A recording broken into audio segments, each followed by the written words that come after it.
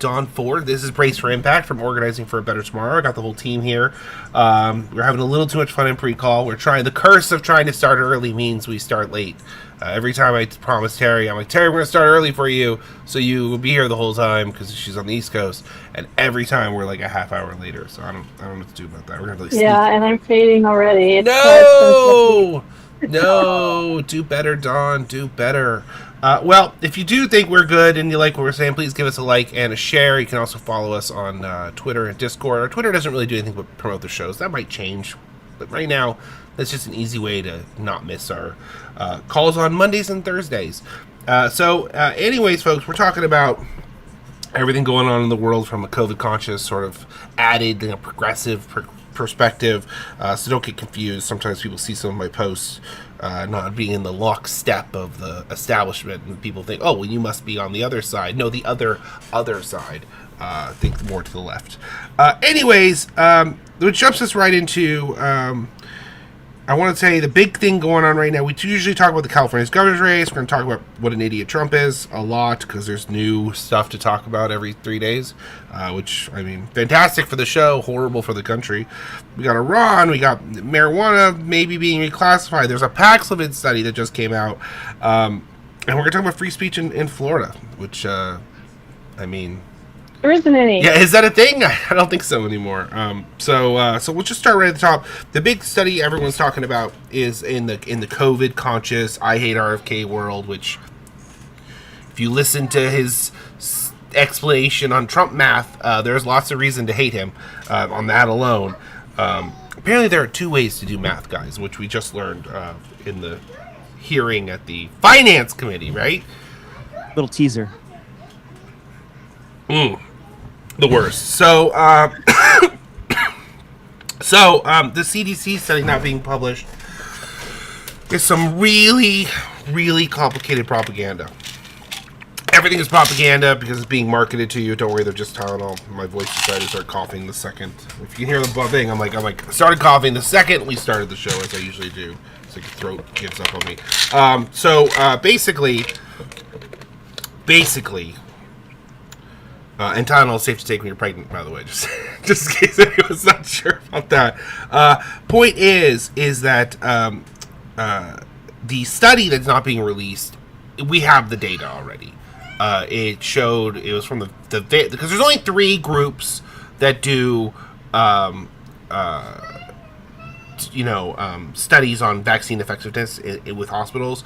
There's a group called Ivy. There's a second one, which we should have looked up the name. I forgot to. Someone look up the name on the other one. We're always using it's Ivy, the other one, and then the Veterans Affairs. It has to be one of these. I believe it's the Vision Network. Vision Network. Yes, it is the Vision Network. Thank you. That's right. So it's Ivy, Vision Network, or the Veterans Affairs. That's it. That's all we have. Everyone will be like, oh, there's some big. Nope, that's it. Those are the only, and it's only a select group of hospitals that measure this stuff to figure out, what they think the efficacy is, or the effectiveness, I should say, because efficacy is in a lab and effectiveness is in the real world. And, it's usually between 40 and 50% for a short period of time, and then it wanes very quickly, and then some years are worse than others. But this year, it was like 54%. We got the data in January of the first 4 weeks, and it was 54%, which is good. It's actually better than usual. It's not good, I should say. It's better than usual. However, that is only happening because of this year, or everybody. Well, I guess it was last season technically, but I don't like thinking about the seasons. But last update for mRNA was the LP81, and before that it was KP2.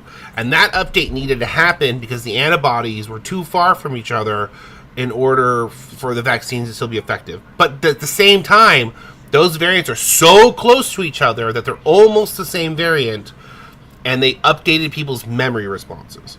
And we actually have a really good study on this, showing that this effect did actually occur. And this is something that we've kind of like talked a lot about whether or not how close mRNA needs to be in order to update memory responses. Like, I was pushing to stick with JN1 because they're close enough that we need to update them. That needs to happen, and so it did happen, which is super cool. That is super cool. I don't think that it's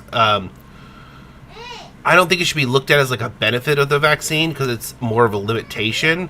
But it is interesting to learn about our immune system and how it all works and how because this is a problem also with influenza. So we have this problem with we get much better immune responses. But again, it's not like much better. It's just better, I should say.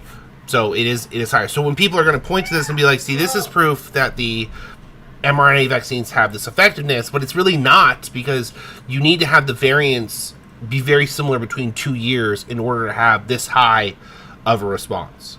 Like, they have to be close enough together that they update the memory response, and then you get a slightly improved. But it's still a fraction of what we can do with Novavax. So what frustrates me is all these people are talking about how we have all this protection and how good the product is, but they undersell the highest level of protection and oversell the lowest level of protection. So, I mean, this is where I take it, and I'll take anyone else's opinions on the call about this, but I feel like when they're not advertising the maximum level of protection, it's not about protecting people. Like, what they're talking about, the reason they're talking about the way they are, it's not about getting the best COVID protection into people. It's about proving an argument that they were right about this product. So that bothers me a lot. Yeah, it's still like a 50-50 there, though. You said 54% for the study that we do have. And like both of that was for LP81, right? Yes, that's correct. Yeah, which is a JN1 lineage. Right. It's super close. LP81 and KP2 and JN1 are all in the same cluster on the cartography. Well, and XFG is in that too, and it runs the limit on a single dose of Novavax. XFG is a single dose of JN1, XFG is outside of. But no one who got JN1 from Novavax got a single dose. Everyone got at least 2, and some got 3. So there is this benefit of the increase in range of antibodies, so it's not a problem for people. It's a little confusing because you're like, but it doesn't do the thing. Like, again, because you're not looking at the product the way we're supposed to be using it. And that's kind of like the whole problem, is that I feel like Novavax really got like shoved into a box that was created by mRNA to like make it seem like this is how it is, you know what I mean? But in reality, that box was created to give mRNA an advantage in how we make the data credible. Yeah. Right? So yeah, the first time we saw how quickly the mRNAs waned, right, it was like kind of astonishing. Yeah. Yeah, so when we talk about how this level of protection, this or that, this is the minimum level of protection, not the maximum level of protection. And I just really bugs me that we don't advertise the maximum level of protection. Like, at all. We don't advertise. So the maximum level of protection is you get the multiple Novavax, you can still get COVID, but you're more likely to block infection. And they just won't, like, get people to agree that that's even a thing. Like, they've changed definitions on sterilizing so that people think that the sterilizing means something different than it actually does. Like, sterilizing doesn't block you from getting completely infected. It starts the immune response at the site of infection so that you can block infection from, like, progressing, but, like, where's the line on infection? Like, and I think it has to do with, like, mounting in different types of immune responses. So it's like, once it gets into your blood, you have to mount, like, a real serious immune response. But even that is, like, our current run of vaccines only have, like, antibodies in, like, those parts. So you have to, like, get infected, and then the infection can't progress. So when we talk about sterilizing as a concept, everyone thinks it means, like, it's some, like, invincible shield that keeps, you know, you from getting infected. But, that's an N95 or, nasal sprays, and that's exterior stuff. Like, we don't look at it like vaccines are internal protection. So you're like, the idea of something preventing, like, a vaccine preventing you from infection is really, how do you look at infection? At what point do you consider yourself infected? Because it can't work without you having something infected, right? Because it's inside of you, not outside of you. So, I don't know. Right. I feel like that just gets weirdly lost in the conversation, and that there's a little bit of a, like, where... And there are different lines of thinking on it. Some people say it's the initial site, like, just being exposed, and you're mounting an immune response is an infection. And some people say, being sick for 3 days is an infection. So it's Hey, I'm in the top 20. There's only 20 of us moving forward, Oh, congratulations. so I'm in it. Cool. My wife is doing. My wife is doing Supermom, and apparently she just advanced. My wife is doing Supermom. Feel free to vote for her. It's a fundraiser for a children's hospital. Oh. Yeah. She's doing this thing, and she just leaned over and she moved up in her ranking or something. So, still voting. So yeah, it's. We heard her. She said top 20. 20 of us, and then there's the Oh, you were top 20 of the whole group. Yeah, the whole group. Only the top 20 moved on, and Okay. then the top 15 ends next Thursday. So I have another week. So okay, she's in the top 20. Top 20 moved on. She was number 3 in her group, I think. She was number 2 for a while, and then now she needs to be in the top 15. So it is a fundraiser for a children's hospital. They do children's hospitals in Canada and America. So it is. It does seem like it's like maybe 3-4 years ago the thing started. I don't know. I wasn't planning on advertising on my Twitter, but I told her that if she moved on, I would eventually. Nice. Yeah. So it's on my Discord. We talked on the Discord though. But yeah, and shout out to Biff for buying votes. Biggie Biff. Shout out to Biff because it shows us who bought the votes. So, shout out. $25. And it's like 50. Like 2 people bought votes for $25, and that's enough to move her on to the next thing. So it's definitely not full on pay to play. I don't know. Maybe I shouldn't like tell people the game on the call. Yeah. Cat out of the bag. Yeah, right. Yeah, exactly. Yeah. I mean, it's for a good cause, so. Yeah, it Yeah, is for a good cause. I did a lot of research into it to make sure it wasn't like a. I'm sure they're taking some of the money for whatever they do, but like as a business end of it. But they donate some portion of it, and it's a thing. Makes my wife happy. We don't want other people to get an idea of how the system works and then outbid her. Right. Yeah, exactly. Or like somebody coming out to hate me and just like flooding other candidates. I don't need that. So Trump. Trump. So hey, did you even know we had a labor secretary? Or was she just a raging alcoholic the whole time? I think she was. Yeah. There were some pictures of her, and you were like, "That's a person who day drinks." That is. They have a day drinking face. I love the liquor cabinet. So one of you guys said it on the show, last You show. got another one in the liquor cabinet. Yeah. It's not a Trump's cabinet; it's the liquor cabinet. And I mean, I guess like you're getting asked to do unreasonable things all the time. I could see why you would turn to the bottle because you're like, oh, this is great. I'm going to do this. Is terrible. This is absolutely awful. And Trump's asking for all these unreasonable things, just like nonstop. And you're like, of course you can't do that. And the same thing is probably happening, I think, with his Navy secretary. Because you were saying this guy was not like Navy, right? Competent. Yeah, he wasn't really qualified. He had no real military service background. He was a former Trump fundraiser. He and his wife, I think in Florida, and Of course. there's even records of him being on the Epstein plane from 2006. Jeez. So literally part of the Epstein class. Literally, like not like hyperbolically, like literally. And it was on the weird plane. that they said he, first they just acted like he kind of walked away from the job, and then it was, came out that he was fired, and they said Hegseth did it. But then, if you read deeper into it, it was Trump who told Hegseth to fire him. Yeah, I can't help but feel like he's like they're trying to blockade the blockade, and they're like, "I want you to shoot him," and he's like, "That's a war crime, sir. You can't do that." And we're at the point now where it wouldn't be Trump committing the war crime. Well, it would be, but it would be everyone in the chain of command committing the war crime.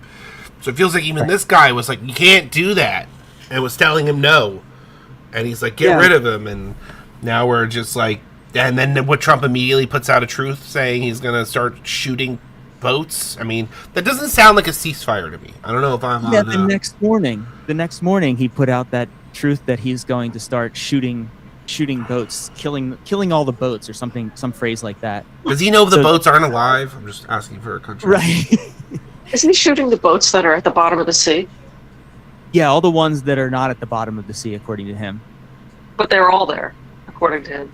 Well, that goes in line with his math skills too. Oh my goodness. Okay. So what he is referring to is RFK explaining a little bit of girl math, or I should say Trump math. Okay, so I didn't know this, but I just learned that there's actually 2 different ways to do math. I had no idea. Do you want to hear RFK tell us about it? Yes, I do. There you go.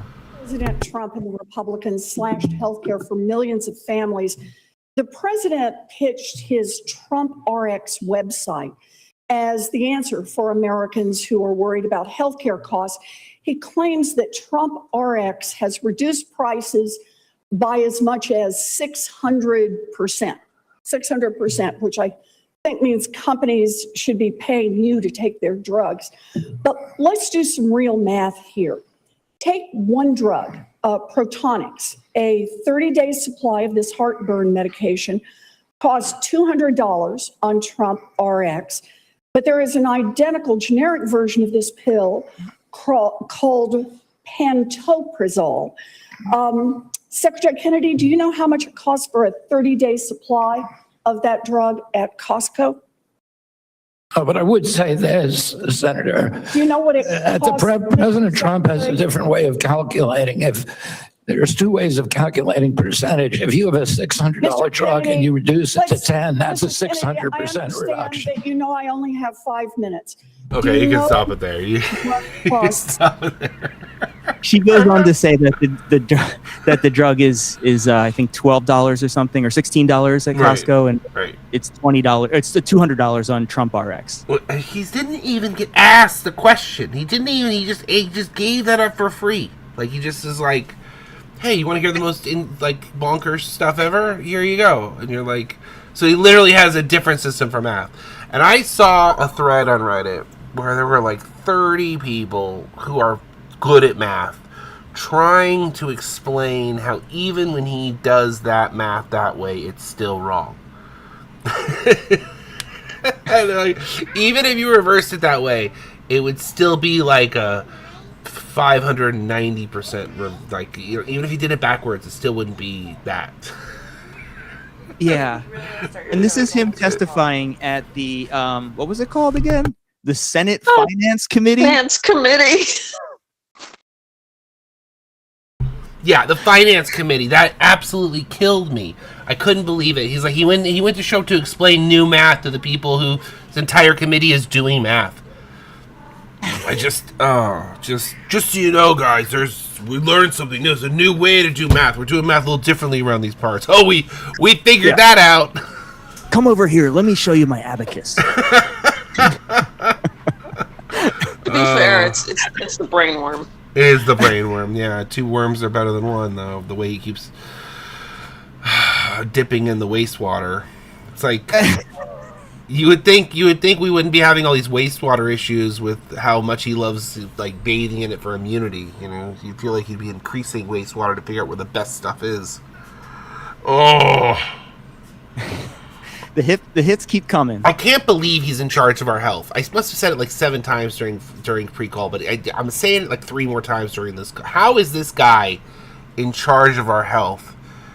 I don't. And he's like one of the better cabinet members. Like, how did that happen?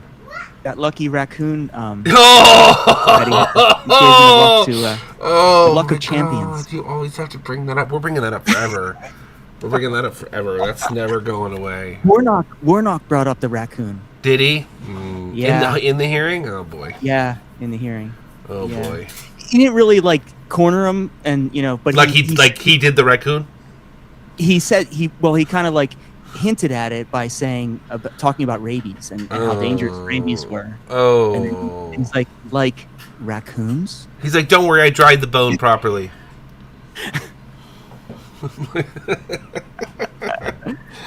Oh man.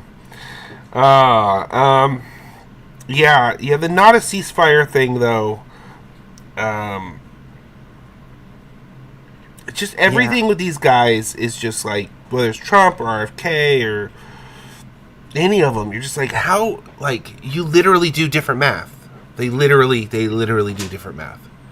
They made up math to vibe it. Yeah. Well, with the war in Iran and all, it's like this media thing that he's doing. Like, he's telling one thing to the public, Trump is, to sort of make us think one thing, and then you hear the other side of it, and you're like, wait, this doesn't make any sense. Well, at he's all. talking to the markets, right? Like he's talking to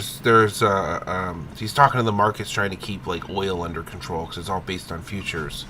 So if they feel Right. like the future is going to be more stable, prices come down, and more oil enters the system or whatever. And there's a bunch of things going on with that that's actually really interesting because number one, apparently a lot more tankers are making it through the strait than we originally thought because people are literally turning their transponders off so that they're harder to target.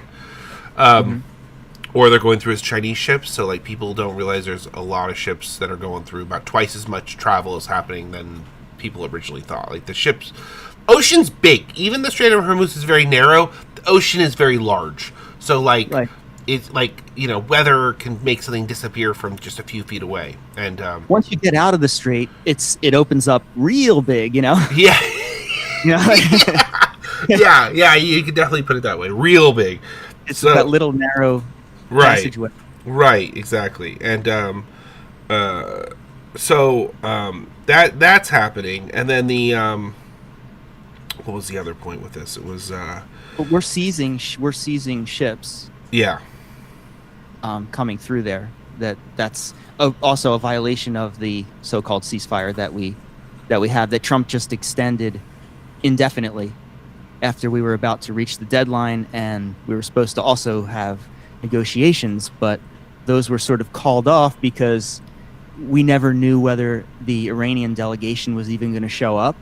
Right. And The word and was Vance- that JD Vance was there. They saw his plane land in the country where all this stuff was going on. So so he actually got he did there. land there. Yeah, I saw They a kept video. they kept saying he wasn't sure if he was going to go yet, and so he actually went. So I think that's what happened is Iran just basically didn't want to do it. So Just shined him on.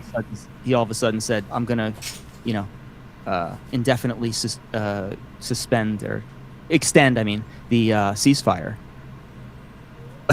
They didn't because they thought that our But isn't it not? Isn't it our just not going to bomb them? Is it's not their, like we don't have like an agreed upon ceasefire in that way. It's just like back to that like because there was no deal, so there's no ceasefire deal. So Trump's he's changed his language of like the threat he was making, where we're going to bomb them into the end of civilization. He's just now just extended that forever, and he's calling it a ceasefire.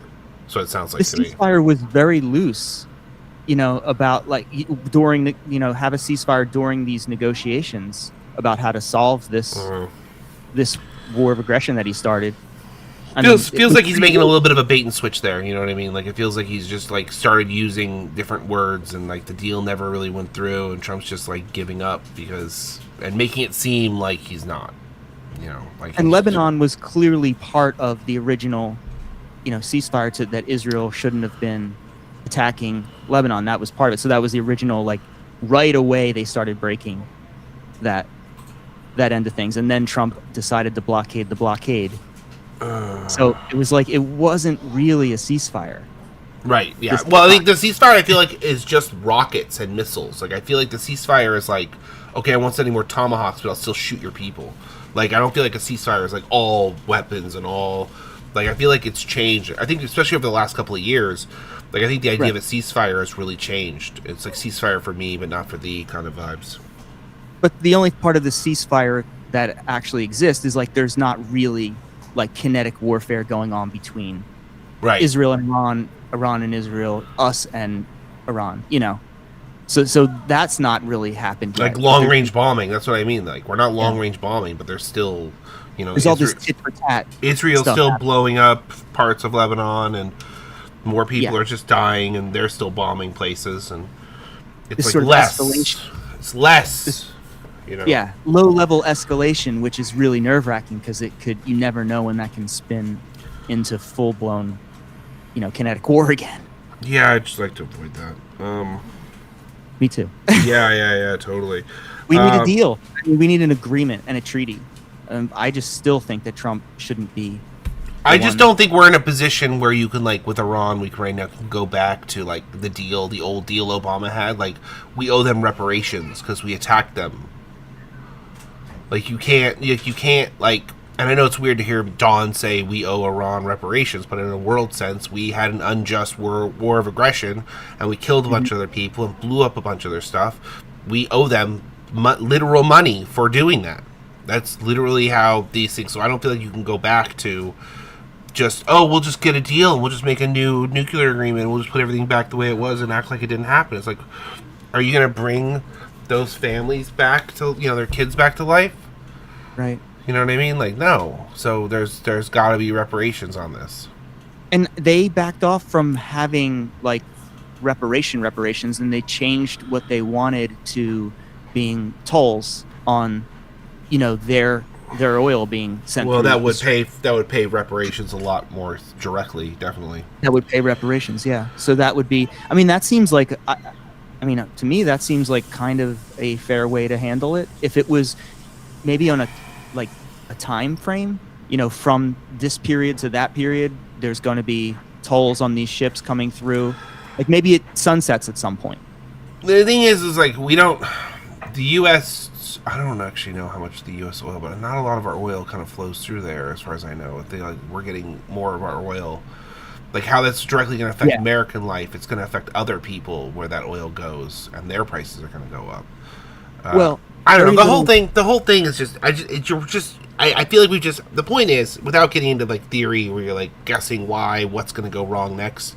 I think my point I'm trying to make here is I think we're at a position where you can't just going back to the old neutral isn't an option. Like the old status quo isn't on the table, and that's something that I feel like that's how bad Trump has fucked this up, because it's like he broke it. He broke it. Like our entire relationship with the entire region. Yeah. I imagine if he didn't have to pull out of the JCPOA in his first term at all. And even that wasn't like, we could have gone back to the status quo until he decided to bomb Iran for no reason and listen to Netanyahu and then say, oh, but Netanyahu didn't pull me in, but I did this because of October 7th. And you're like, yeah, come on, man. And that's an infuriating thing, because we kept getting reports of how close they were to a deal before Trump and Netanyahu decided to start their shenanigans. Which is all typical Netanyahu stuff, where every time a deal is made, like, they literally kill the people making the deal. It's like literally in their handbook. Right. If there's negotiations, kill the negotiators. Kill the negotiators, yeah. And then be like, oops, we were trying to hit the school next door, my bad. It's infuriating, but I just still think that Trump should not be the person in the driver's seat of these negotiations. No one thinks that. Not even nobody thinks he should be even involved. But we're not really doing anything to take him out of the driver's seat. Well, I don't think you can. I mean, the only person who can take him out of the driver's seat, and this is what we were talking about the last show, is that the only person who can take him out of the seat is J.D. Vance. And J.D. Vance is too busy deep-throating his boot to do anything like that, you know what I mean? So you're just like, it's just like totally his vibe. He's like, the stuff he's... So we're having a parallel thing happening right now with the show The Boys, which we're not supposed to be watching because it's apparently stars a character who is part of the IDF. However, I don't know this. Yeah, one of the French character, he served on the IDF and he wrote stories about it. I don't know the show. Oh, okay. It's a comic book about superheroes living in the world and then being like corporate actors and that sort of stuff, and just gets like more and more dark and weird because it's like, it's like Epstein class shit with superpowers, basically. Okay. Yeah, basically, and it gets really dark and weird, but it's entertaining. But right now they're doing a bit with this character, Homelander, who's like the main character. Spoilers if you haven't seen the episode and you do watch it. Basically, they've decided that they're going to promote him as the new god. He says angels have come, spoken to him, and he wants everyone to now like have these like fake pastors convince their, flock that we're now Homelander is the new Jesus. And it's just, everything about it is such a funny parallel to what we've been going through with Trump and him feeling like he's some like gift of God. Like the timing of it is like, I was watching it just being like, this is such an incredible like allegory or whatever for what we're going through right now. This is such a like Art how- imitates life. yeah. Life imitates art imitates life. But this is like the 4th episode in a show that got shot like a year ago. So like it coming out right in the midst of all this happening is just particularly like chef's kiss. Yeah, it's really something. I was watching this being like, oh my god, this is exactly what we're going through with Trump. And it just looks this crazy. And Trump thinks he has Homelanders because Homelander's like Superman. He's like he can fly and he has lasers and laser eyes. But he's like evil Superman. And so so he's like a psychopath. So it's like all the psychopath, but none of the Superman. And that's where Trump is. And so you're watching just being like, oh, thank God Trump doesn't have Homelander's powers. No, actually, he is literally human Homelander. But, like, I don't know. Just, oh God, it's A so... bully with none of the skills. Yeah.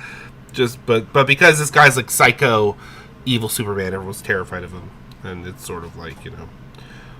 Trump tried to be that way with money, but he doesn't got it. And honestly, there are people that are like counting down on TikTok, like counting down the days they think he has left because of how weird he's behaving and how normally we see this in like frontal lobe dementia or whatever it's called. Mm-hmm.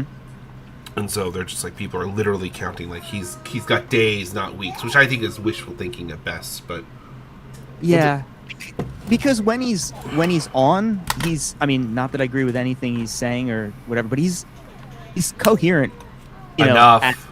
as him, you know, like as coherent as he gets. Did you see the video of him with Joe Rogan when it's another one of the he like takes a giant fart or like takes a dump in front of everybody and they're all like holding their nose again? Like it happened again. When Joe Rogan was in the Joe Rogan video, there's a point in it when him and the guy next to him are like, oh my god, and Joe Rogan like pulls cologne out of his pocket and sprays it. You can like see him kind of do it behind the chair. No, that was the Ibogaine. Approval. Yeah, that was the African ayahuasca, basically, is what it is. Yeah. Which it's funny, everybody is like with that particular thing, like the other comedians, and we did the same thing where it's like, so this is actually good. I just want to be clear about that. This is actually good. But everything about this is insane. Like how it's being handled is insane. It's totally bonkers. It doesn't make any like you're like, how are we handling it this way? But it's technically good. They're also talking about marijuana reclassification right now. And man, I just want to say about that.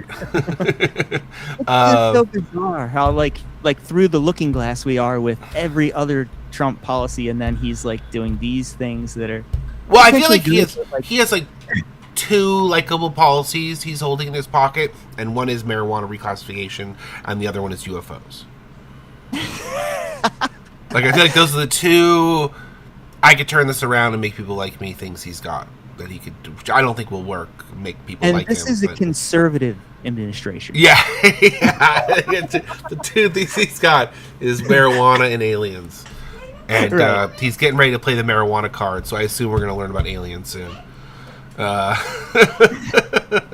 They've been saying some of these guys have been saying some wild stuff about aliens lately that you just listen to being like, I mean, I can see how it's like could be possible, but like I feel like it's just bad fan fiction. Except for we have the one guy who's talking about getting teleported to a Waffle House.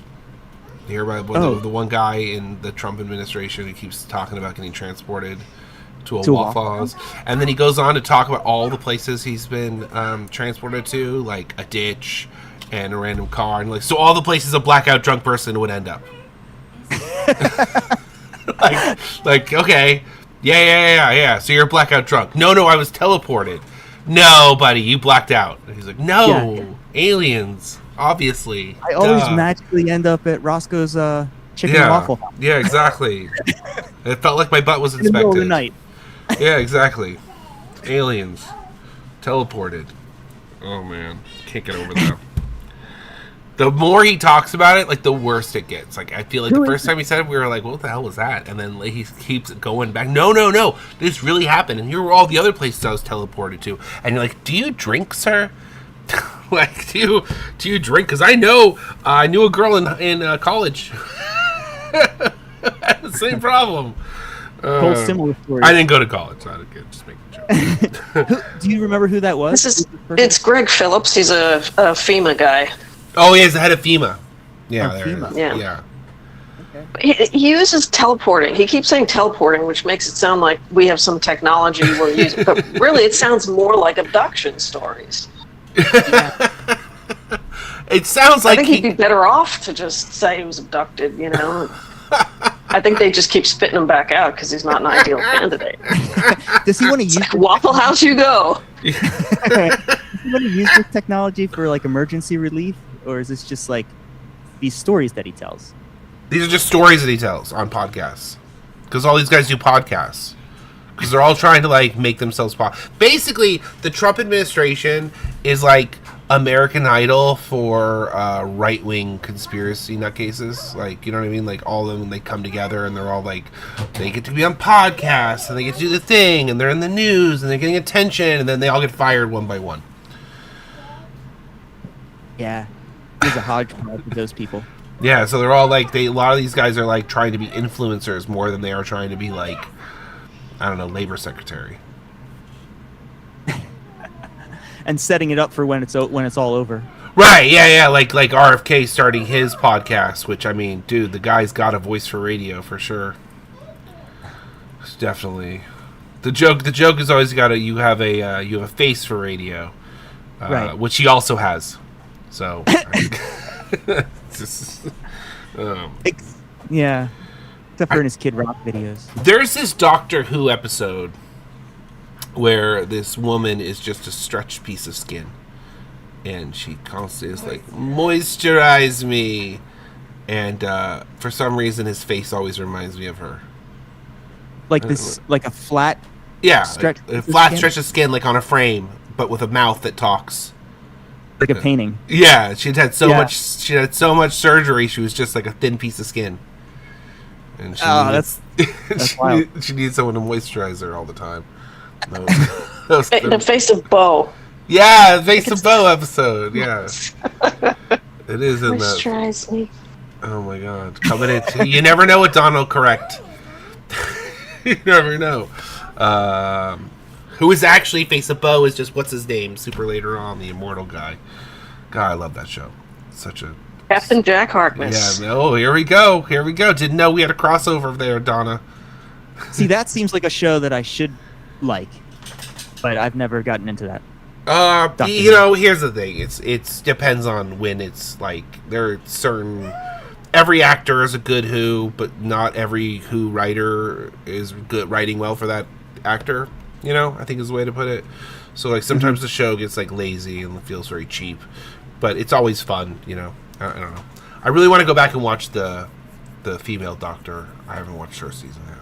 Kind of on a random Doctor Who talking to point, but yeah, but Robert Kennedy's Jr.'s face just reminds me. It's like it looks like it's collapsing in on itself, and it really needs to just get stretched back. It always reminds me of he's like on his way to that character. Unrelated. I do want to say, so we got a couple things still to talk about. We got this California governor's race. We got this Paxlovid study. But I want to say something because, you know, we make some jokes on here, but we do have free speech under attack because a woman or a high schooler got arrested for talking about asking Netanyahu to bomb her school in a WhatsApp message. And that got her arrested in Florida. Wow, how old right is she? Like, I don't know, Teenager? Donna, can you check for? I think she's I think they said high school. wow. Like minor. That was the impression I got, but maybe she's older than that. Everyone, Well- I've gotten so old now that people in their 20s look like little kids to me now. So like, I see the picture and I'm like, oh, that's a child. And you know, I don't think they should arrest her, but you know, knowing Netanyahu's record, that it's almost like it's a credible threat. yeah, it's a legitimate threat. You got to be careful with that. They've made a habit out of that. So you got He's that done might that be many yeah. times. Oh, I know. I wish it were a joke, but yeah, it's a real thing. So it's like careful with that. He might hear you. It's not a real reason to arrest somebody though. But I feel like this is a, you know, you're supposed to be, that sort of stuff is supposed to be protected as parody or whatever. Like Satire? Yeah, like you're allowed to make jokes about inappropriate things and it's protected by free speech. So I can't imagine that this thing. Yeah. I wouldn't be surprised that this thing ends up striking down the whole law. Because that's usually what happens, right? Usually this goes. They'll convict her here. It'll go to appeals, and it'll like move its way up the appeals court because it is a freedom of speech, and that's how you challenge a law in a state. You have to have somebody violate the law, and then that court case goes on to change the law because they're violating that person's rights, and then the Supreme Court, in a sane world, which I don't know. I feel like the birthright citizen. I feel like actually, I say the birthright citizenship ruling is going to be like the big thing to decide where the Supreme Court is going for Trump for the rest of the administration. But I think the tariff ruling kind of already told us. You know what I mean? I think the tariff ruling was like they're not because that was like his landmark thing, and it's a mess to clean up. There are also people suing the corporations who are getting the tariff money back because they're saying the money should go to customers. Which it should. Like, it should go back to the customers through the corporations, and the corporations should check all the people that they charge tariffs, and they should refund all that money to those people. But that's what should happen. So, we'll see. I don't have a lot of optimism. The young lady in Florida with the Netanyahu supposed threat, that's Gabriela Saldana. She's 23. 23. 23 looks like a child to me. I'm like, I don't know. So, yeah, still 23. And I have to make a correction. Sure. We were incorrectly talking about the face of Bo. It's not the face of Bo. It's Cassandra. Yeah. But it was Cassandra related. is the Right, face of Bo.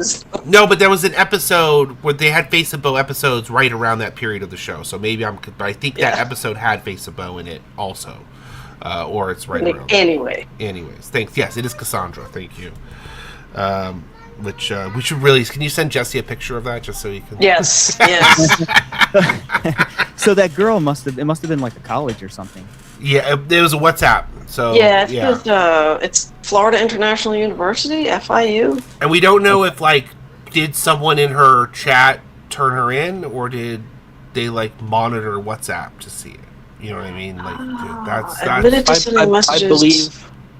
I believe it was someone in the chat, because there were people in the chat that I saw that were up in arms about it. Like, basically, she had to apologize to the chat even before anything happened. So they got her arrested too? What a bunch of pricks. Sorry. Her quote apparently was, Netanyahu, if you can hear me, drop some bonbons for us capstone students in Ocean Bank Convention Center. Bonbons, little candies. And then we have a video of the judge as well. Basically the argument was that it's obviously a joke, and the judge was saying, well, to an average person, nobody would reasonably think that this was a joke. What? Just so out of touch. What? Nobody would reasonably think that's not a joke. Does he speak for all of us? Yeah. Wow. Was Netanyahu in the group chat? I'm just asking. You know what I mean? They need to chill out. Is the judge 100 years old and no sense of humor? They're pretty young, actually. But all things considered, so. It's a frame of mind. Anyways, yeah. No one could think this is. I don't think, honestly, this person, they're probably trying to make an example out of her, if nothing else, because they got somebody on this bill who did the thing, and they want to make it seem like, and the whole narking on your neighbors thing is such an ugly way to do things, because it's better than them spying on all of WhatsApp, but just the way people are getting someone arrested for what they said in your group chat, that's the ultimate petty. It's just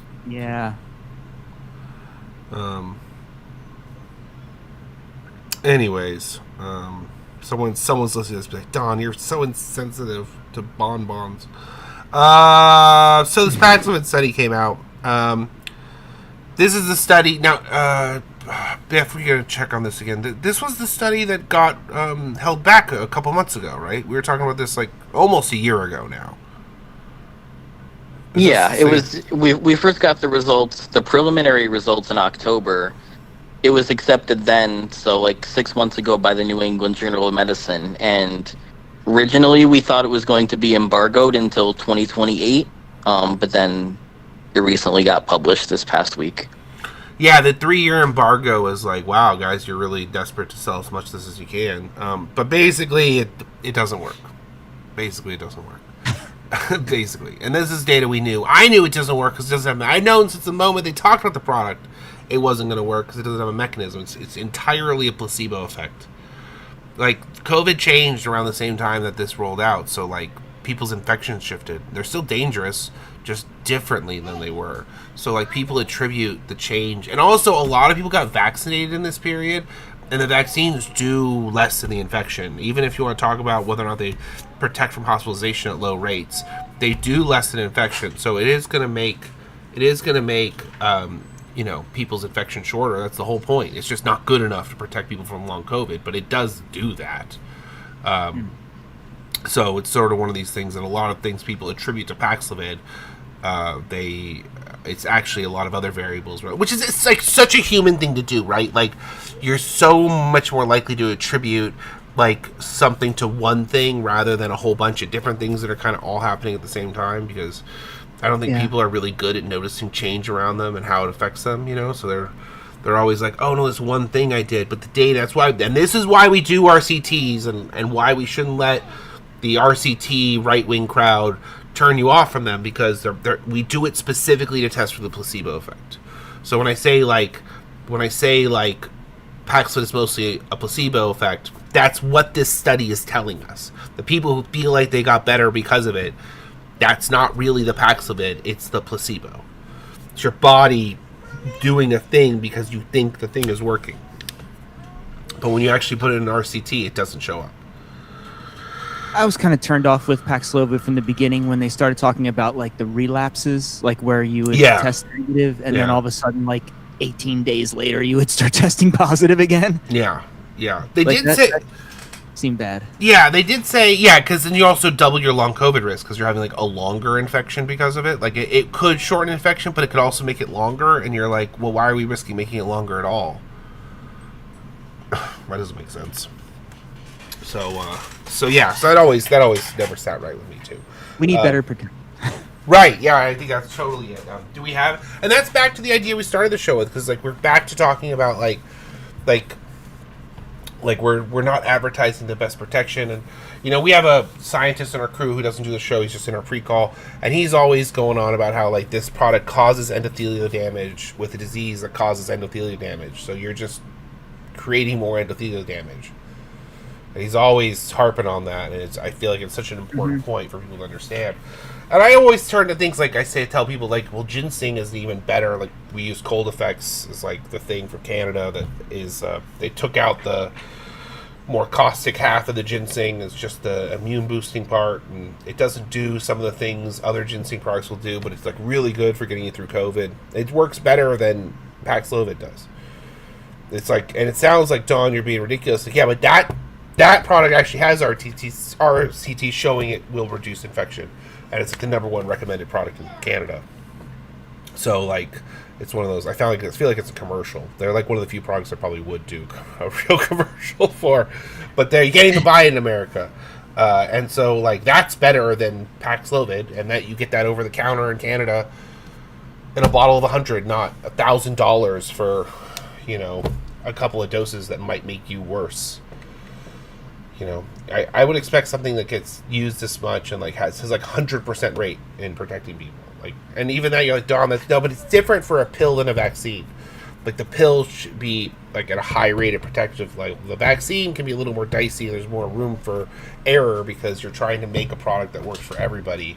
Like, you know what I mean? Sits on a shelf and does this thing with your immune system to prevent things from getting worse. But like once you're actually sick, like then we should understand the mechanism better, and we still honestly don't understand. And all this, by the way, all of this, the reason we switched to Paxlovid from the monoclonal antibodies was because the insurance companies didn't want to pay for monoclonal antibodies. That was the only reason.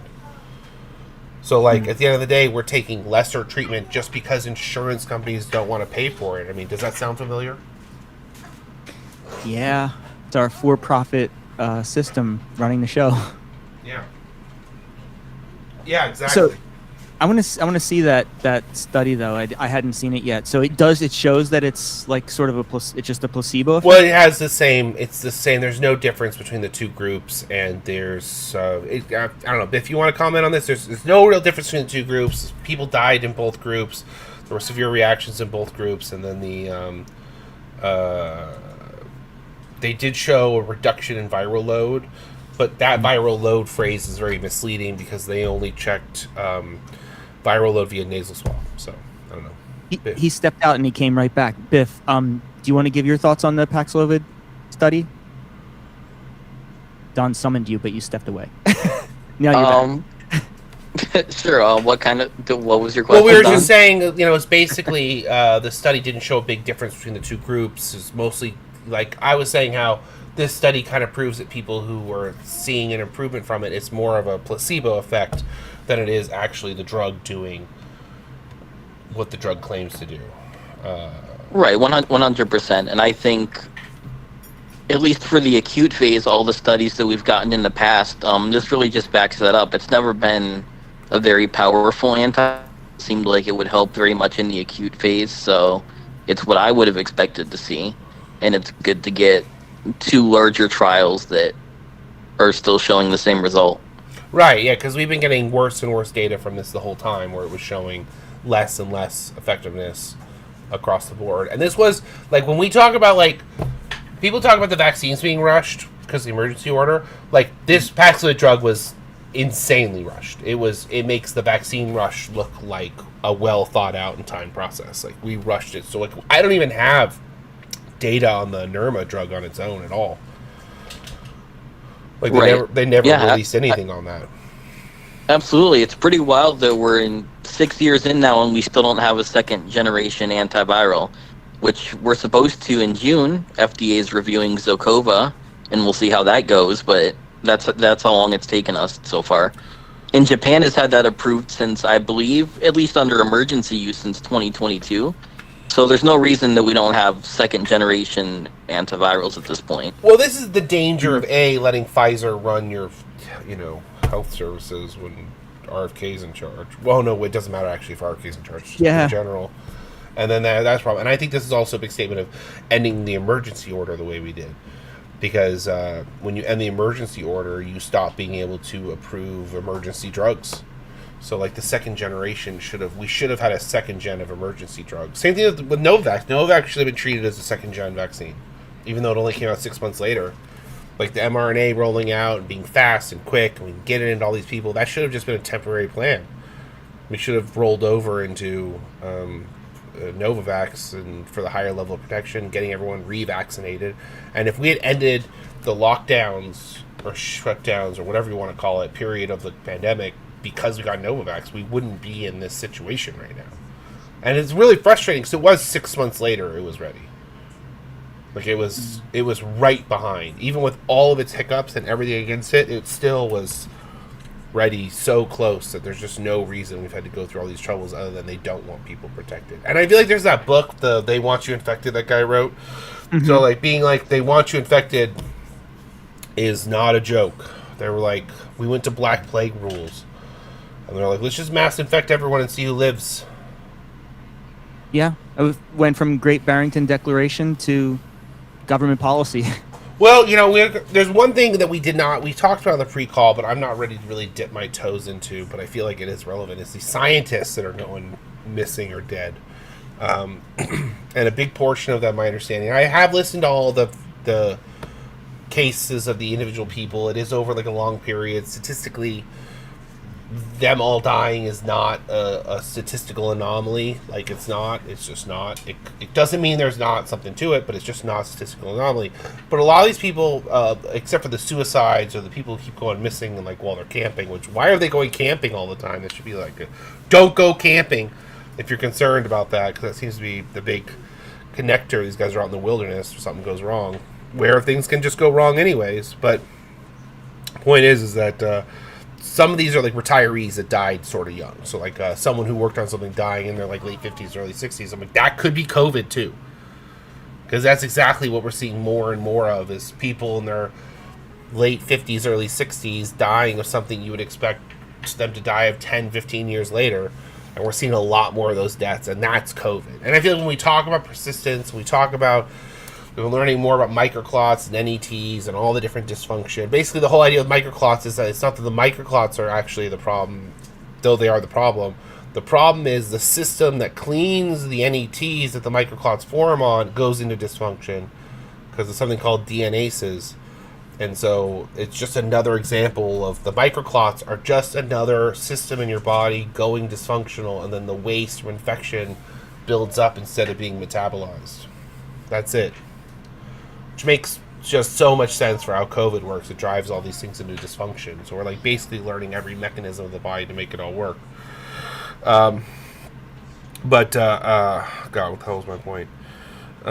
So when we're working on this long COVID stuff. Actually, I got a good one for everybody that's on this. Is we are learning that your gut health, your gut bacteria health, correlates with your PEM. So if you have bad gut health, you take like antibiotics or something like that, you're more likely to have PEM episodes, which is post-external malaise, which is the hallmark symptom of ME/CFS, where you're just completely wiped out. Did I say that? I hope I said that right. You're completely wiped out, just the PEM specifically. So you're completely wiped out, and it's hard to even explain to people who don't experience this, because you've all been tired. But like, imagine like taking a shower, and that's like you just ran a marathon. You know what I mean? Like, these people get completely wiped out. And apparently gut health plays a major factor. So if people who get antibiotics are more likely to have worse PEM, and when you're what's the Donna, what's the word? I was saying it wrong. When it goes into a balance, starts with a D. Dysbiosis? Yeah, dysbiosis. So it goes into dysbiosis, and then when that happens, and if you want to rebuild your gut health, it's like food. Food is gut health. So you have to like eat like things high in probiotics and that sort of stuff. But I feel like when it comes to understanding long COVID and understanding what we're doing with, it's all these little niche systems that are going wrong that just make something in your body go wrong, and then now you have symptoms. But then you're back to, and then this was my original point, finally going full circle, was that there are all these people who don't have symptoms who have these problems too. Like, the thing about long COVID that I feel like is so misleading is like we think of people living with symptoms as long COVID, which is true. However, long COVID is the sequelae of COVID, so it doesn't necessarily need to be symptomatic, because it could lead to symptoms later that might be more extreme. So we have all these people walking around thinking they're fine, just waiting for a heart attack 10, 15 years early. Or they get, the big one was, there's just a lot of examples. Another one, if you have the NETs, right, these neutrophil extracellular traps that get like caught up with all this DNA, that also is what is one of the things that metastasizes cancer cells. So when you're like breaking up cancer, fighting it at the source, the cells can come loose, they can get trapped in these NETs and then move to other organs. So like, that's probably why we're seeing all this cancer go from like stage 1 to 4 so fast, because all these people have the system that cleans out the neutrophil traps is going into dysfunction, and so when their body does fight cancer or whatever, which just happens, it just moves right to another organ because your immune system is dysfunctional too.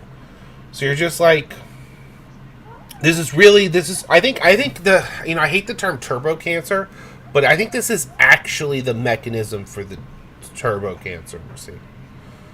Because we are seeing like cancer just going super fast, and it's going from stage 1 to stage 4, or 2 to 4 really quickly, and that's likely because when you fight it at stage 2, which is normal for your immune system, and it moves to another part of your body, am I getting that right? Stage 4 cancer is when it metastasizes, right? It's like your liver cancer is in your lungs or whatever. Like, that's your brain tumor has moved to some other part of your body. Am I saying that right?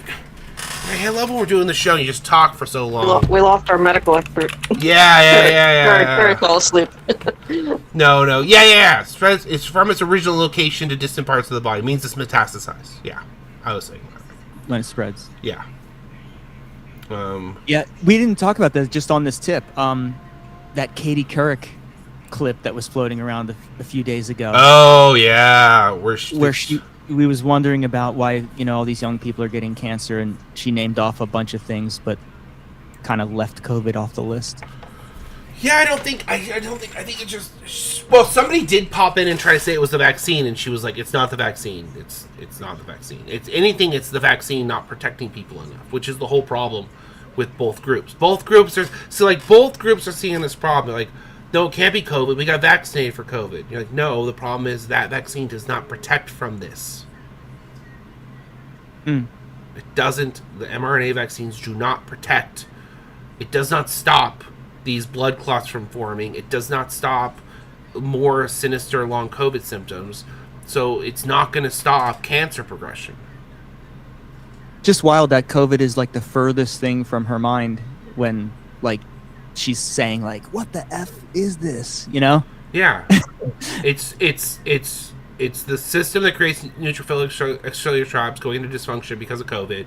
You're not getting enough DNases in your bloodstream. It's DNase 1 and 2. They're not getting broken down properly. They're building up. Your immune system is in dysfunction. The cancer is forming without interruption. And when your body does fight it, those cancer. I don't know if you've ever seen a T cell fight a cancer cell, but it like shrinks it really bad. So have you ever played those bubble games where like there's all these green and red bubbles, and you like hit the green bubble and it destroys all the green ones, and they were holding the orange ones, so the orange ones fall too? You ever played one of those games? There was like bubble drop games or something like that. It's kind of like how cancer works in the sense that like when T cells come to fight it, it destroys a cell. That could leave a cell loose to float in your bloodstream, and then when that cell connects somewhere else and it's not fought by your immune system, that posts up cancer wherever it lands. Because there's actually a really interesting piece we have on a surgeon who was removing a tumor and cut himself with the scalpel he was using, and tumor formed at the cut. Cancer, they got the same type of cancer in their thumb that they were working on. Like they were able to identify it as the exact same cancer. Wow. Yeah, so so COVID is creating the absolute because let's not forget, all the inflammation is the perfect environment for cancer to really come to build in mutated cells. So like it really is like I think we talk. Okay, I'm gonna say something. I got something. So we talk about COVID and long COVID, and long COVID is the immediate sequelae of COVID. But we talk about what are the lasting long-term effects of COVID, right? Like what is the 10 years later, 15 years later? It's cancer. It's cancer. It's going to be quickly progressing cancer. Yeah. Like that's heart attacks are still immediate response, strokes are still immediate response, but long term, yeah, it's going to be lots of stage 4 really fast cancer. We've known for a really long time that it persists, and it seems like just that alone would be like a big red flag. I thought people would care when it removed 2 out of 5 of your senses. Like you can't smell or taste. Like, are you kidding me? I know people who's it's taking their vision away. I know people who's taking their feeling away. Mm-hmm. You know what I mean? Because it messes with your nerves. So you have horrible nerve disease. So it's just Paul Simon lost most of his hearing. Yeah, you can just lose every sense from COVID. I've never understood. You only have 5 main physical senses. Losing 2 of them is I don't know, 40% loss. It seems significant. Yeah. People were just kind of oh, it's fine. And this is where I came up with my whole theory that has actually matured really well, is the whole cytokines change your perspective on risk. So things that were less risky before, more risky before, are now less risky. So you will push yourself harder, drive a car faster, hook up with that person you shouldn't. Just your sense of risk has shifted. Go to a third location with the person or something, or second location. There's just a lot of things that people are doing that are leading to more. Did you see the guy who shot his whole family across 3 houses, killed 9 kids? No. He was having some sort of PTSD episode too. I mean, yeah, it was really sad. It's really horrifying. He had Yeah, he shot the two. I think it's two different mothers. I'm a little confused on that still. Girlfriend and his wife. Thank you, Lee. So it's People one of on them- Facebook are saying that that's the vaccine that caused her to do that. Oh, really? Yeah. Oh, thank goodness we have them to tell us that, right? Oh, oh my goodness. Vaccines don't do that. That's like the vaccines of causing autism for adults. But we had mass shootings, the mass shooting issue before COVID too. Yeah, we had the PTSD issue before Yeah. COVID too, but I feel like it's like pouring gasoline on an already burning fire. Yes. You know what I mean? So it's sort of like, yeah, of course, but it's exploding because okay, so cognitively, if you have a lot of people at the tipping point and you're just barely keeping them from going over the edge, then in theory, anything that pushes them over the edge is going to be too much. And right now you have like COVID. It's like cars. Why is everyone so bad at their cars? Well, it turns out that if you get a COVID infection, it's the equivalent of being at the limit of drunk driving, right? So you have a COVID infection, you get cognitively affected, and then you're at that limit. So, okay, that's a problem. Well, then you add a screen to your car, which is also puts you at the limit of cognitive drunk driving.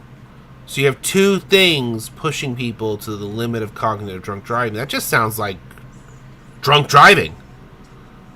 Yeah, a lot of impairment. Yeah. yeah, I'd say so. I'd say you have a lot of impairment. So when you add those things together, now you have more car accidents. You have more of this stuff, and they're going to be more running from the cops. There's going to be more like just explosive. I hate to say, entertaining to the masses events that are actually really destructive and kill people. You know what I mean? Like the car chases and the all the sensationalized stories and all the things. I mean, Yeah. you know what I'm not looking forward to is like the period of true crime. When they catch up to the true crime happening now, and like they kind of do it already. We already see kind of modern stories. My wife loves true crime. By the way, you can vote for her as Supermom. But she loves the true crimes. We're always watching it. Like they now have cognitive stories. Like, oh, I remember that a couple years ago. But like in the COVID period, I feel like the stories get a lot more like. I feel like we're going to start seeing more. You know what's a good way to put it? I feel like COVID in the air affecting everyone's brains the way it is, and it's the cytokines being released from infection, continuous infection. So it's not just COVID, it's the change in the immune landscape COVID's created and that effect on our brain. I feel like it's about the equivalent of lead in our gasoline. There was a bunch of studies showing about crime with lead. Yeah. And how crime like went down drastically after lead was removed. Yeah, there's some people that will fight on that still. Like they'll still die on the hill of like lead is not the reason all that violence stopped. But I would say we're gonna see an increase, even though the last year was like one of the least violent years on record. Or like stabbings are down or something. I was like, well, that's good news, I guess. But you're seeing, I feel like the ups and downs of like we had a period there for like 2-3 years where anyone who was like on the edge was pushed over the edge. What is it good when we see the people crashing out on airplanes? Because the air in the airplanes isn't pressurized properly. Like until the plane takes off, it's really high CO2, and then once the plane like dangerously high CO2, and then once the plane takes off, you have a different pressure of air. It's beneath the normal pressure. So you're gonna have people who again are like, it's like putting people into, it's literally physical pressure on their brain. So you're just gonna have people have these outbursts, and especially when COVID was like really in this peak things, and we got people back on planes, people were having all these meltdowns. There were always the people who were like against masking, were like doing the thing, because when they got on the plane, the CO2 would get to them, and then the pressure would get to them, and somewhere between the two, they're like not themselves anymore, or they're more themselves than ever, like a drunk person, right? Like a drunk person who's been holding back finally tells you how they really feel. So it's very similar, because I think when we talk about cognitive stuff, like I think people think like, oh, that alcohol does one thing and the doing this does another. Like no, it's all just different impacts on the same organ. So like the same thing is happening. It's just happening for different reasons, and that's, I feel like. We definitely have had more issues relating with with planes. Yeah, Things happening on planes. And it's mellowed out. It's mellowed out, to be fair. Like but it's still like we get a story of someone just being unreasonable on a plane and getting moved off. You know, seems to happen a lot quicker now. Like, you know what I mean? There's less, like, we're faster to remove people from planes, so there's like less room for someone to have like a real flip out. You know, it's definitely there's also planes crashing into each other on runways. Yeah, that's not helping anything. Or like fire trucks pulling out in front of planes. Right. Yeah, definitely. I still don't understand how that fire truck driver couldn't see the plane. I think he's driving on like the wrong side of it, and it's like at an angle where he had to like see around the person to like see it. Just I don't know. The whole thing's stupid. Plane-related horrors have. Yeah, plane-related horrors. We're also seeing a lot of for a bit there. We were seeing a lot of like Cessnas drop out of the sky, and like things go wrong with Boeing jets, and it's just things aren't being put together. Like when you service the plane's not being put back together properly. You know, those are the sort of things that cause those events. Or thinking that it's fine when it's actually high risk and you don't associate the risk properly. That's like risk association. I feel like you talk about it, it's a much bigger concept than we think about, because everything we do is risk association. Even when we talk about my anxiety makes me overlook my risk. You know, when something's like, if I don't complete something, there's a high risk something bad will happen, but my anxiety will overwrite that risk. So we'll get it done anyways. And that's just like an example of just like how these things all interact with each other, and in ways that I don't think a lot of people like think about. You know, they don't think about consequences. Most people are also because people can't like visualize, and people can't plan, and there's just so many different types of brains that operate so functionally differently that you're just going to have, the more and more of these incidents, the more we have waves. And it's, again, not just COVID. A really bad flu will do it. So it's COVID just does it worse in like long-term degenerative damage. Okay, what do we got? What didn't I get? Oh, the California governor's race. I usually start there, but we didn't start there. All I have to say, and this is basically the takeaway of the team from the thing, is that it's between Steyer and Becerra, essentially. Steyer, it's like he's a self-funded billionaire, and Becerra is funded by all the billionaires who hate Steyer. So don't think that like just because he's a self-funded billionaire, it's automatically puts him as the worst candidate, because Becerra doesn't want to do anything, doesn't want to change anything. I was having to explain to somebody that that he supports ICE, and they're like, no, he wants to reform it, he wants them to have body cams, wants to do the thing, and like, yeah, he supports ICE. And they could not process that saying that you just wanted to reform it is technically supporting it. Right. Like they couldn't understand it. They couldn't understand it. No, we shouldn't be using.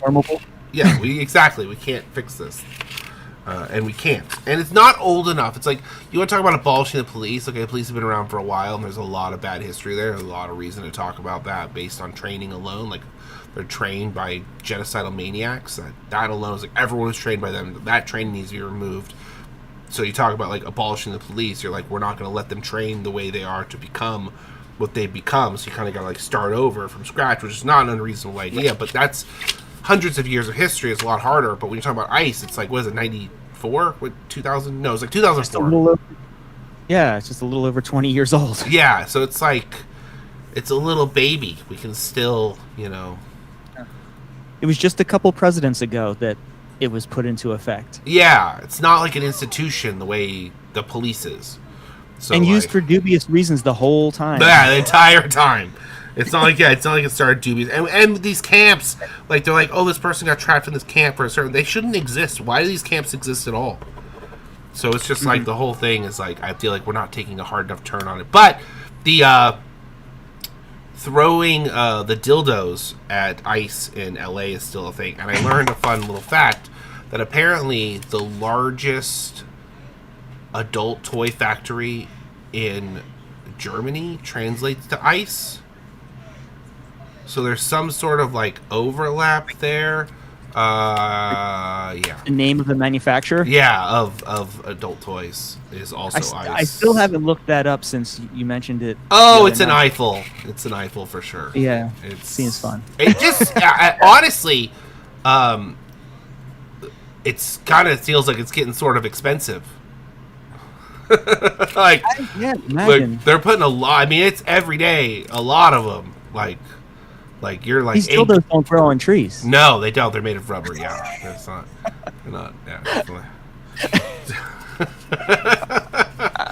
All right, folks. Well, I hope you enjoyed the show.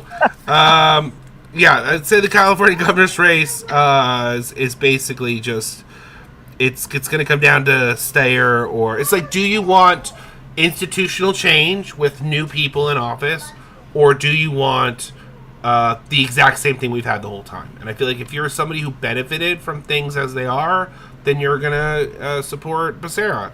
But the thing is also I think, like, when you're looking at it, like, it's not good enough in California, and we do have time to change it, and there's no reason to think you can push Becerra left. Becerra is Becerra. He's gonna do what his donors say he'd do. And at least with Steyer, he's gonna do whatever he thinks is best, and whatever he thinks is best is whatever will make Bernie Sanders like him the most, so... And since Monday when we talked and we said we hoped that he would be a class traitor, he magically started wearing a class traitor hat. Yeah, I don't think we had anything to do with that because everyone's talking about it, but I'll take credit for it anyways, right? Yeah. He did make a Tom Steyer as a class traitor hat. It's the ugliest, most billionaire hat ever, but it does say it technically, so it is an ugly hat. I feel like it's for him only. But it looks good on him, so there you go. I mean, I don't know. I would love to be like to have our like Mamdani on the West Coast, but like we don't have that on the West Coast because West Coast progressive politics is toxic. It's like the ultimate example of eat your own, search and destroy, take out your competition. Like, if you can't be as good as them, like, take them down. Because the state is so big, it's very hard to control your image.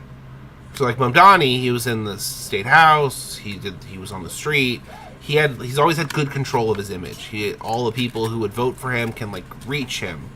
But in California, you're never going to have that person because everyone just are a bunch of assholes. I think actually is the official technical term. They're a bunch of assholes. And this is from my own personal experience. You know, they want this thing, but like nobody can play nice and everyone is vicious. And like everyone in California wants to be a hatchet man. I don't know if you know what a hatchet man is, but in politics, they're people who hack down the competition. You know, they're better at taking down their people they're against than they are actually doing anything that makes them good. There are some exclusions. You know, I caught up with some friends recently, you know, who are still doing good work, but you're never going to have that, like, character who has controlled their image the way that Mamdani does in all of California. Which we can't get that in all of New York, you know what I mean? So I don't know why we would think we get it in all of California. Think about Mamdani, it's like he ran for mayor in one of the most important cities, but a very relatively small one compared. Like, their big population, it's big, but we're talking about the actual, like, I shouldn't say small, it's not a small city, but it's like more controlled in a sense of how you can control your image. So than the state of California. Yeah. The whole entire state. Yeah. Or even the state of New York. I mean even the state of fucking Rhode Island. So, you know, it's just a smaller area and easier to. Anyways, so we'll see. Maybe people can play nice, but I don't think we got it in us. Just to be completely frank, we would need to have some sort of, and like no one supports the people who are like Hassan is showing up to do an event with a candidate who shall not be named, and it's nothing but negative comments because people are like, you guys aren't even from California, which I don't know. Hassan, I think he is in California, but not from California. But I just feel like here's this problem, and this is the problem in general. You got national politics and you got local politics. National politics says we need to cut all money to Israel. We need to abolish ICE. We need to do all these things. We need to take extreme stances. local politics have what is the actual position that people want to hear that is as close to that as possible, and which candidate can get as close to that as they can. And in a different district, it's going to look different. And this is something I've tried to explain to young people now since I was young, where you can't, like, their national politics is the broader goal. Local politics is what will actually get the person closest to that position, who is also an honest person, into that seat. Because here's the thing about politics. If people are liars, it doesn't matter what they say and what positions they have. If they're dishonest people, you can't trust them to hold that position. So you have people, like in this particular race, who are saying what feels like all the right things nationally, but they're not the right things to get them elected locally, and there's no truth to their position because they're not honest. So, like, when you're trying to rank politicians, like, you can't just because someone says, like, anyone can say they support Medicare for all, not everybody actually supports it when they get elected. And that's sort of like the whole thing. Like, you can say whatever you want to get elected. Look at Fetterman. Fetterman had people totally convinced nationally that he was a progressive, but people on the ground locally knew he wasn't. They were calling me, being like, he's not a progressive. Take him off your list. I was like, well, he's going to win. And they were like, yeah, we're pissed about it. So that was... He got less and less progressive as... Yeah, as from each stroke to stroke, right? Yeah, that was the sort of the final... Well, real turn in his personality. There's this whole line about how the older you become, the more conservative you'll become. That they always said to young people, and I've realized that just like strokes were such a common thing in their generation. It's just like, well, as soon as you have a stroke, you'll be like us. I hope it's not that. that seems to be the under. I always took that as like this, like, you'll grow up one day. Oh yeah, you'll mature with the rest of us and have your heart grow black and cold. Right. Yeah, there's something wrong with those people. Anyway, so thank you everyone for being here. You know, give us a like if you like the call. Please like or share it. You just, we're doing the thing. We're here every Monday and Thursday. So, we gotta start the call earlier so we can get more Terry, though, because it's just getting too damn late for her. I don't think that's very fair. But Jesse, you got anything you want to say before we get out of here? I hope we don't go back to kinetic war this weekend after the markets close. And you can just say bombing. You don't have to say it in such a weird alien way. I know we were talking about aliens a lot today. Kinetic war. Went back into the robot voice. Yeah. Bombs. No, it just back to just to a hot mess again. Trump is completely unhinged, and he should not be involved with any of these decision making regarding the negotiations. Any decision making. Yeah. Any. So he keeps exposing himself for, being out of control and being unhinged. But I don't know. I'm just I just in a lot of fear of what this can bring. It's not over, right? I mean, I feel like that's the point. Over. And even if it stops right now, I feel like we're sort of kidding ourselves to think that things haven't really changed. I don't think we've really seen the changes that are going to happen yet, even if this all stops right now. Yeah, because the cooling down period, if we actually get there, is just going to really say like where the dust. We haven't seen the dust settle.